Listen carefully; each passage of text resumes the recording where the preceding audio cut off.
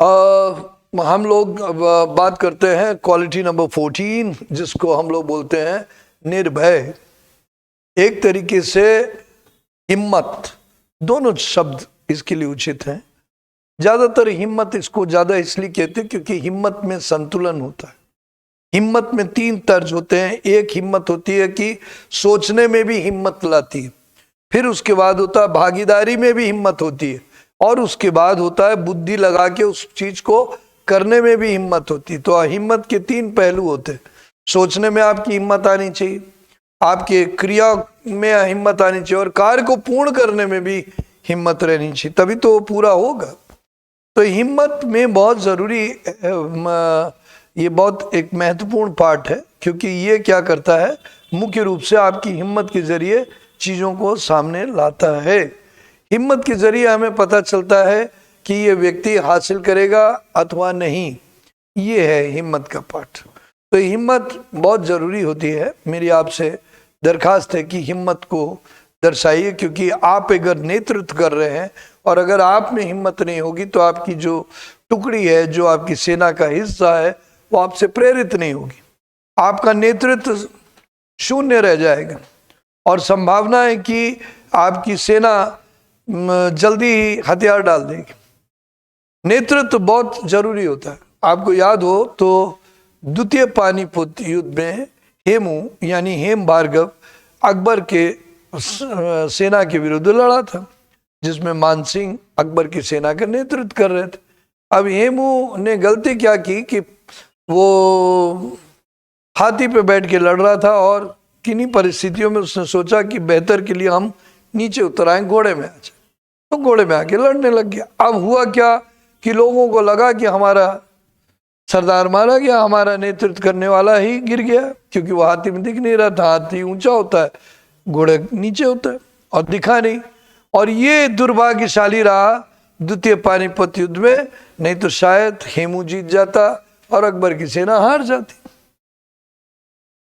उनकी सेना पलायन कर गई, जबकि हेमू एक बहुत ही काबिल जनरल था और बहुत ही अच्छा नेतृत्व करता था।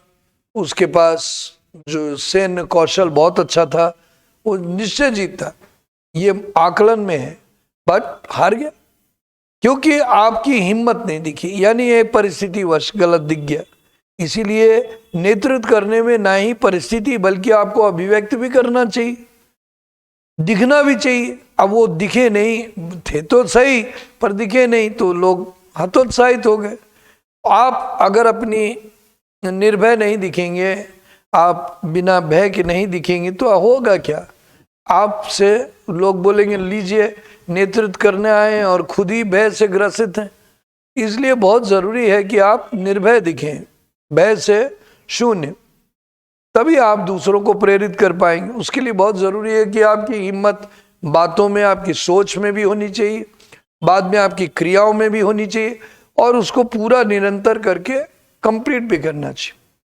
तो ये करेज फैक्टर एक आभास है। अगर आप ध्यान से देखें तो आप में से कुछ लोग बॉक्सिंग खेलते हैं, आप में से कुछ लोग ताइक्वांडो करते हैं, कई और भी ऐसी चीज़ें आप लोग ने की हैं। एडवेंचर स्पिरिट में ट्रेकिंग की है, रिवर राफ्टिंग की है, बहुत अच्छी बात है।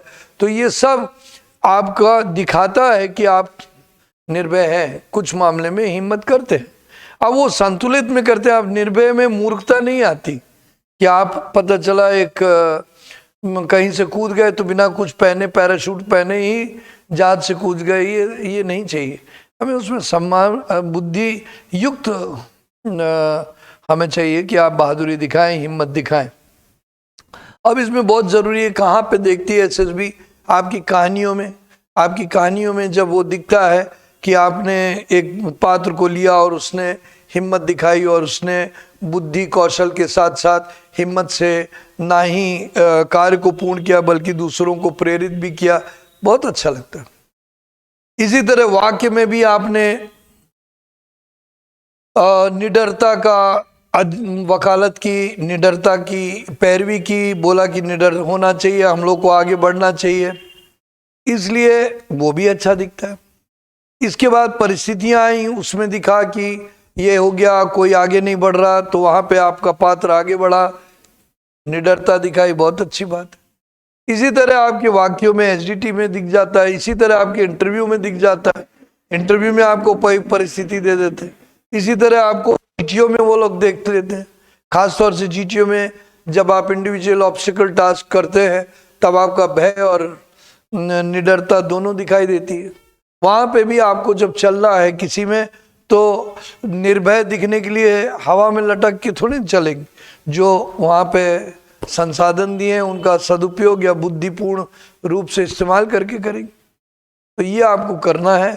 और अपनी हिम्मत, डिटर्मिनेशन फैक्टर भी एक इम्पॉर्टेंट है। दृढ़ इच्छा, भयहीन और दृढ़ इच्छा दोनों का सामंजस्य करके कार्य को पूर्ण करना है। कई बार आपको वो लोग बोलते हैं मान लीजिए नहीं होता इंडिविजुअल कमांड टास्क में, तो आपको फिर भी हिम्मत करके अपनी दृढ़ निश्चय भी दिखाना है और साथ साथ में हिम्मत भी दिखानी है। तो इन सब क्वालिटीज को आप वहाँ पे दर्शाते हैं, आपके अंदर वह पहले ही विराजमान है। आप चिंतन करें तो बिल्कुल है। अब उसके बाद नहीं तो आप फौज के बारे में सोचते ही नहीं। इसलिए आप इन सब चीज़ों को ध्यान रखिए, बुद्धिमानी पूर्ण रखिए, याद रखिए जोश हमें चाहिए पर होश के साथ। यानी हमें चाहते हैं कि आप निर्भय हों, निडर हों, बट बुद्धिमानी के साथ। निर्भय का ये तात्पर्य नहीं होता कि आप कोई भी बिल्डिंग से कैसे भी कूद जाए।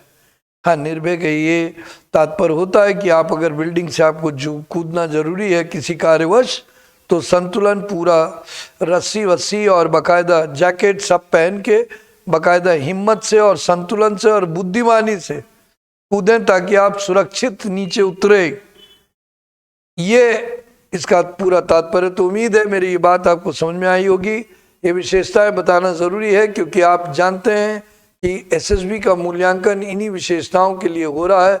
तो अगर आप भावी नहीं जानते तो फिर जाहिर सी बात है कि आप उतना अच्छा परफॉर्म नहीं कर पाएंगे, आप जान ही नहीं पाएंगे कि मुझे क्या व्यक्त करना है। उम्मीद है आपको समझ में आया होगा। धन्यवाद। जय हिंद।